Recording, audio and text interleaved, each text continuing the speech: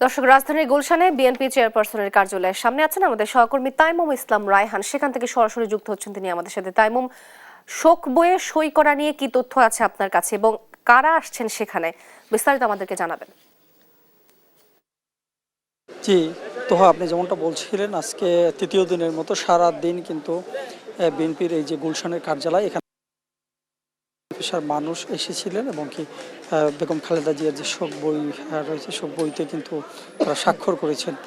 আমরা দেখেছি যে সন্ধ্যা ৬টার পর সাধারণ মানুষের জন্য এই স্বাক্ষর কার্যক্রমটা বন্ধ করে দেওয়া পরে বিভিন্ন রাজনৈতিক নেতাকর্মীরা কিন্তু ভিতরে প্রবেশ করেছেন এবং কি তারা তারেক রহমান ভিতরে আছেন, যেহেতু তারেক রহমানের সাথে দেখা করেছেন এবং কি শোক বইতে আগে আমরা দেখেছিলাম যে জামায়াত ইসলামের আমির যে ডক্টর শফিকুর রহমান কিন্তু এখানে ঢুকেছিলেন, তিনিও শোক বইতে স্বাক্ষর করেছেন এবং বেরিয়ে সাংবাদিকদের সাথে কথা বলেছেন।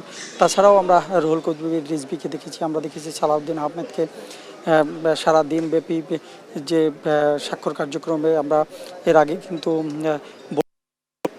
ব্যবসায়ী মহলদেরও আমরা অনেককে দেখেছি ভিতরে ঢুকে স্বাক্ষর করছেন। এই মুহূর্তে যদি দেখাই, এই মুহূর্তে কার্যালয়ের ভিতরে রয়েছেন তারেক রহমান এবং কি এবং যে তারেক রহমান রয়েছেন এবং কি আমরা যদি বলি যে বিএনপির আরও সিনিয়র নেতারা কিন্তু ভিতরে রয়েছেন। তাছাড়াও স্বাক্ষর কার্যক্রমটা কিন্তু আজকে তৃতীয় দিনের মতো, আগামীকালকেও হয়তো বা অনেকে আসবেন এখানে। আমরা দেখেছি যে সন্ধ্যার পর থেকে যখন সাধারণ মানুষের জন্য স্বাক্ষর কর্মকাজ বন্ধ হয়েছিল, তারপরেও কিন্তু গেটের সামনে এখনও আপনাদের সাধারণ মানুষ রয়েছেন।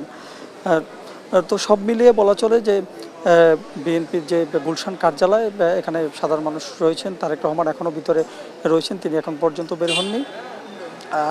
তো আমরা পরবর্তীতে সংবাদে আবার জানাতে পারবো বিস্তারিত তথ্য। এই ছিল এখনকার মতো, এখান থেকে শেষ। তোহা।